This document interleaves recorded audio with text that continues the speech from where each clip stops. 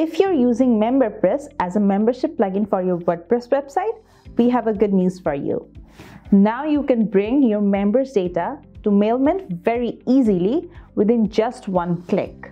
So if you want to send follow-up email campaigns and run different type of marketing campaigns for your members, you can easily do that with Mailmint now. Mailmint can act as a centralized hub for your customer profiles. So let's have a look at how you can bring your data from MemberPress to Mailmint very easily now. This is Nabila with Mailmint, and let's have a look at how you can bring your MemberPress data to Mailmint very easily. So let's get started. To bring the data from MemberPress to Mailmint, you need to have both the plugin installed and activated. So this is available in the free version, so you can simply use the free version of Mailmint. Now, here you can see that I have some contacts already available.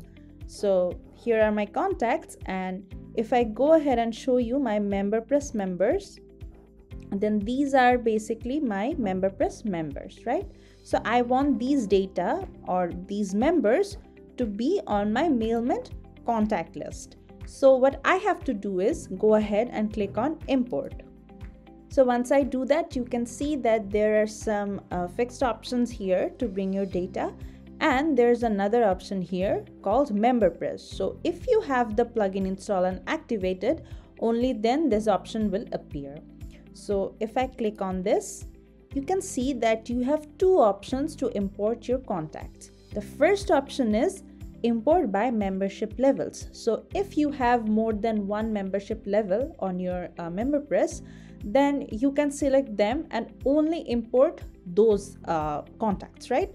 So let me go ahead and show you how to do that. So if you click on MemberPress memberships, then you'll see that I have two memberships here. The first one is the instructor and the second one is the student. So if I go ahead and select the membership level as instructor, then only the instructors will be added to my Mailmint contact list. I'm going to go ahead and show you separately how you can do that. So if I click on next, you can see that I have two instructors on my MemberPress. So I'm just going to go ahead and add them as subscribed, and I'm going to add them to a specific list called instructors. So let's create one. And you can add it to, let's say, MemberPress.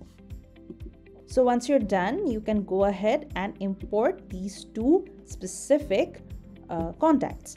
So if I go ahead and view contacts, you can see that mayank@gmail.com and mason@groove.com has been added to my Mailmint contact list. So if you go ahead and go to your members, you can see that you have more members other than these two instructors that I added, right? So what I'm going to do is go ahead and add those people to my Mailmint contact list as well. So I'm just going to go ahead and click on import, go to MemberPress, and now I'm going to select the membership level as student. Now you might ask why I added separately. I could have added all of them together, right? But I did that because I want to add them to separate lists. So I want to add my students to a separate list named students, and I want to add my MemberPress instructors to another list called instructors. So that's why I added them separately. Otherwise, if you want to add all of them to a specific list, you can do that as well. So what I'm going to do is go ahead and change the subscription status as subscribed, and I'm going to select the list as students. Then I am going to change the tag to MemberPress. So that's about it.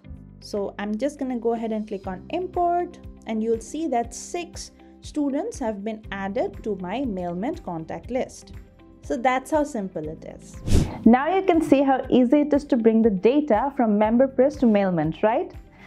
You can easily send follow-up email campaigns and nurture customer relationship with Mailmint. So go ahead and bring those members to Mailmint for running converting email campaigns.